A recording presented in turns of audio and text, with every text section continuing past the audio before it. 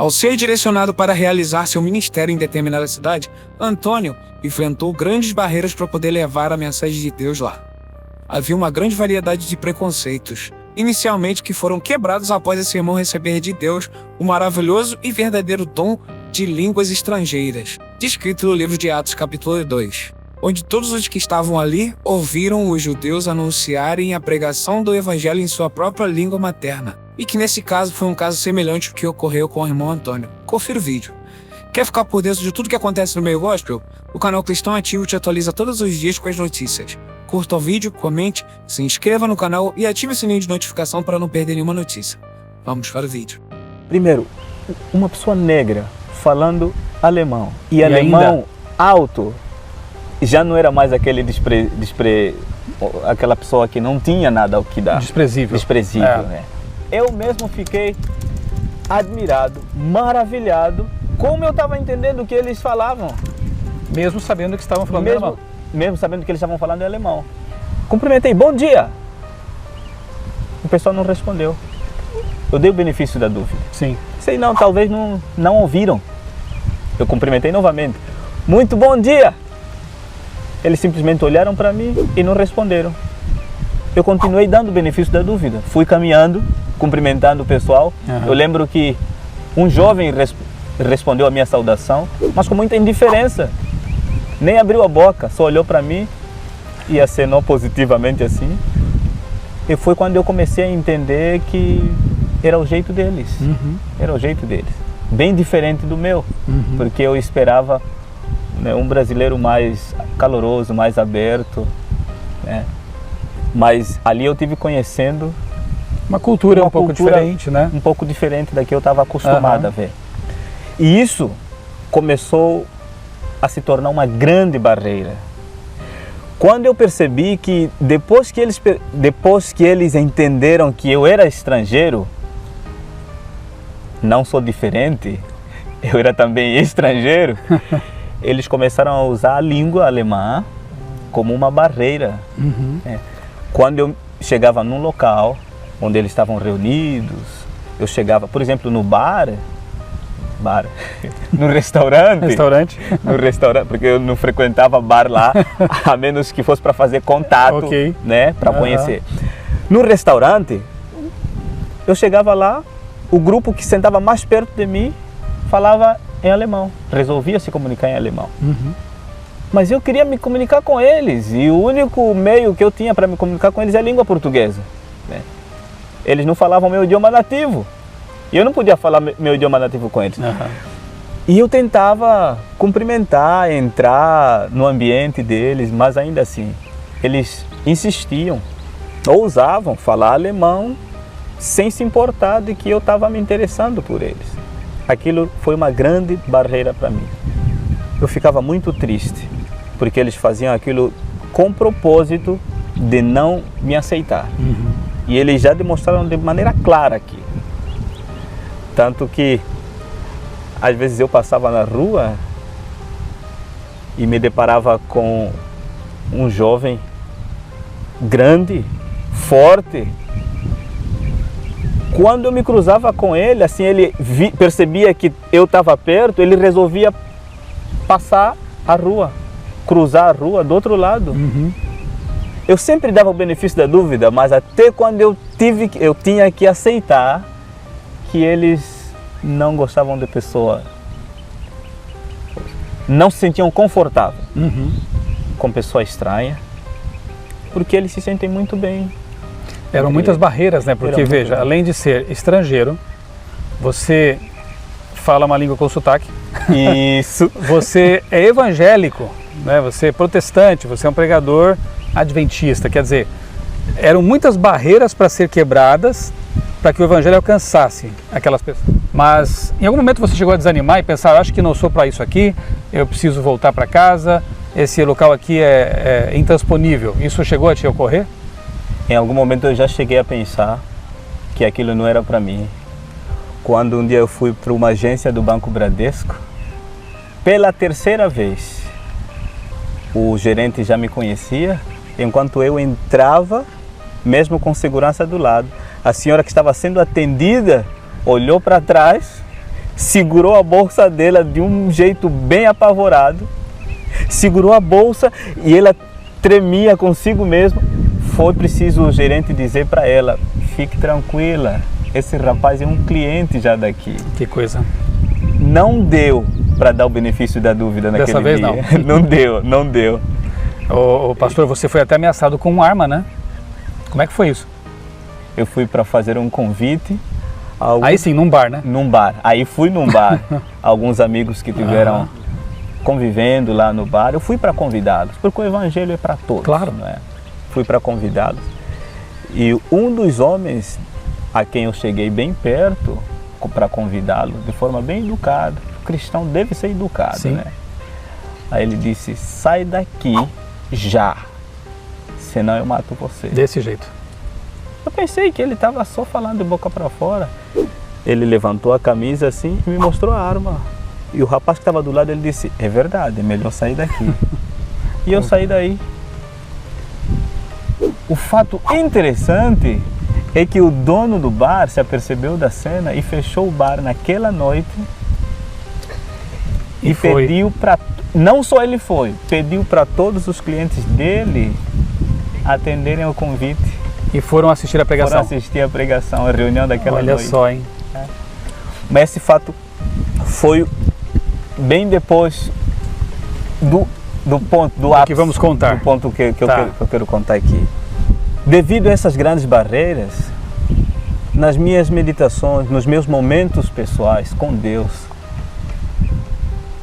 eu me angustiava, derramava os meus fardos aos pés de Jesus. E eu perguntava para Deus o que Ele queria me ensinar com toda aquela situação. Eu precisava de alguma maneira aprender. Desistir, eu já sabia que não era uma opção. Não era uma opção. De alguma maneira eu precisava aprender. E eu queria que Deus me ensinasse o que Ele queria, qual era o propósito dele. Porque mais do que me mandar lá naquela cidade para Ele mesmo salvar através da minha vida, Ele quer me salvar. E eu pedi para Ele, de forma muito sincera e com o coração ardente, que me mostrasse o quão real é sua presença e a atuação poderosa do Espírito Santo. Eu lembrei da promessa do Espírito Santo. Eu fiz essa minha meditação numa tarde, uma meditação vespertina. Eu dormi, quando eu acordei com o famoso texto dos Métodos de Cristo, escrito por Ellen White, Os Métodos de Cristo. E eu me perguntava a mim mesmo: como poderei eu me aproximar? Porque os métodos de Cristo, segundo Ellen White, consistem em se misturar com as pessoas, conquistar a amizade, sinceramente, né? Só que você não estava conseguindo, né? Eu não estava conseguindo. E eu me questionava: como eu vou me aproximar de um povo que não quer nem que eu chegue perto? Como eu vou me misturar com eles? Então, como eu vou suprir-lhes as necessidades se eles acham que eu vim para tirar alguma coisa deles? Como eu vou granjear-lhes a confiança se eles só desconfiam de mim? E como dizer depois, segue-me? Como dizer, segue-me? Se nem querem que eu chegue perto. Desafio tremendo. Então, eu entendi que a minha maior luta aí era com Deus. E eu saí naquela manhã para o meu trabalho, meditando nesse texto. Foi quando, ao passar pela praça da cidade, encontrei 2 senhores já de idade, me perdoa, 3 senhores já de idade sentados na praça, e eu resolvi ousadamente sentar perto deles. Eu cumprimentei: bom dia. Eles não responderam, se colocaram em pé e começaram a conversar em alemão, como de costume. E eles conversavam, mas conversavam em alemão falando sobre mim. Como você sabia que era sobre você? Porque eu já estava entendendo. Ok. Eu já estava entendendo. Enquanto eles continuavam a conversa, eu achei algo muito interessante. Eu entendi que eles não falavam português, eles falavam em alemão. E eu mesmo, o primeiro milagre aconteceu comigo. Eu mesmo fiquei admirado, maravilhado, como eu estava entendendo o que eles falavam. Mesmo sabendo que estavam falando em alemão. Mesmo sabendo que eles estavam falando em alemão. Nesse momento eu ainda me questionei, será que eles estão falando inglês? Português ou meu idioma nativo? Não, eles estão falando alemão. Mas eu estou entendendo. Eu estava muito feliz. E claro, como ficar feliz e não abrir um sorriso, né? Uhum. Eu olhava para eles, abria um sorriso assim, e eles achavam... Eles depois me contaram que eles achavam que eu era bobo. E um deles... Rindo do nada? Rindo do nada. E um deles perguntou para mim, Hallo Schwarz, was machst du hier? E aí, seu negro, o que você está fazendo aqui? Falei, olha só, como eu vou agora? Eu entendi, eu preciso responder. Antes dele me perguntar, claramente o Espírito Santo fala para mim que eu preciso me comunicar com eles. E eu me questionava, mas como eu vou me comunicar com eles se eu não sei falar o idioma deles? Olha só como o Espírito Santo é tremendo, né? Fez com que ele dirigisse a palavra para mim. Primeiramente. E em alemão. Ele me desafiou. Na verdade, era o Espírito Santo que estava em ação. E eu olhei para ele. Eu respondi. Eu me lembro como se fosse hoje. Eu respondi assim para ele. Ich bin africano. Eu sou africano. E eu disse, eu estou trabalhando aqui como estudante, estou desenvolvendo projetos e pregando o Evangelho. Fluindo. E ele olhou para mim assim e falou, ele admirado, olhou para os outros, olhou para mim, ele arregalou os olhos e disse o seguinte, Mein Gott, schwarzer Mann Deutsch sprechen. Homem preto falando alemão. Mein Gott. Eu falei, nein, ich spreche kein Deutsch. Eu falei, não, eu não falo alemão. Ele disse, mas você está falando alemão?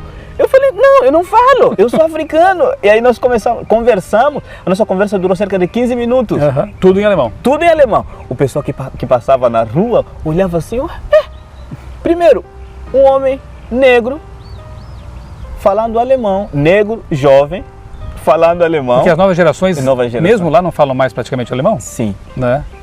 Então, o cenário naquele momento lá foi um cenário de admiração. Surreal. O que eles talvez não entendiam aqui para mim também. Estava tão surpreso quanto eles. Eu estava tão surpreso quanto eles, porque o Espírito Santo é surpreendente. Nos surpreende a todos Amém. nós. Né? Essa foi uma grande porta. Uma grande ponte que através desse fato várias outras frentes desse projeto se desenvolveram, se abriram. Eles mesmos passaram a me fazer, porque, me apresentaram. pastor, a história do jovem africano que fala alemão se espalhou, né? Se espalhou. E as pessoas começaram a saber disso e acho que até despertou curiosidade. E eles me convidavam para ir nas casas deles. Passaram a me convidar. Eu quase que nem tinha mais tempo. E eu ia com muito prazer, porque eles podem ter esse jeito um pouco mais fechado, reservado, mas são pessoas muito sérias, comprometidas. Confiáveis. São pessoas muito boas. E eu entrava nos estabelecimentos deles de trabalho, tranquilo, e eles me conheciam como o preto que fala alemão, né? E eles me convidavam para vários eventos na cidade. Como nesse exato período que eu estive passando lá, eles estiveram comemorando os 501 anos de reforma, porque é uma cidade tradicionalmente luterana. Sim. E eles fizeram um evento muito bonito, onde grande parte dos moradores da cidade estavam nesse evento. E eles me convidaram. Olha só. E muitos que não conheciam o preto alemão, eles queriam conhecer. E queriam ver o preto alemão falando em alemão. E aí, você continuou falando? Quando eu cheguei lá... Enquanto você esteve lá, você falou, durante todo o tempo que esteve lá, alemão. O dom permaneceu. Permaneceu esse dom enquanto eu estive lá. Eventualmente eu falava português. Para quem não sabia falar português. Fala alemão. Para quem não sabia falar alemão, isso. Mas sempre que eu creio que o Espírito Santo achou necessário, ele usou o dom, me usou com esse dom para esse objetivo específico. Mas terminado o evangelismo aí cessou. Tanto que hoje você está tendo que, como diz, ralar para aprender, porque você se despertou para a língua alemã, né? Sim. E está estudando agora? Estou estudando agora. Eu estou aprendendo, mas... Mais uma prova de que você realmente não conhecia, porque você está tendo que estudar agora. Eu não conheci. Prova disso são as pessoas que me conheciam antes. Eles mesmos procuraram ver meu passaporte, meus documentos, porque eles diziam: você já morou num país que fala alemão? Eu falei: não, eu sou africano. A África não tem sequer um país que fala alemão. O senhor sabe disso? Sim. Então, o alemão é totalmente desconhecido. Se fosse o francês ainda, né? Se fosse um francês, mas um inglês, alemão, até mesmo um árabe, até o árabe. Talvez. Mas eu nunca tive contato com a língua alemã. Antes, eu preciso só mencionar que o que os deixava muito impressionados é que o alemão que eu falava com eles chamavam de Hochdeutsch. Hochdeutsch. Até então eu não sabia o que era Hochdeutsch. Hoch é alto, significa alto. E para eles, Hochdeutsch é um alemão elevado, do padrão alto lá da Alemanha. Ou seja, é algo muito interessante. Um detalhe interessante. Quando Deus dá um milagre, ele não dá pela metade. Não dá pela metade. E outra coisa, Deus queria atrair o coração deles ao evangelho que eu levava para eles. Um alto evangelho. Um alto evangelho. Entendeu?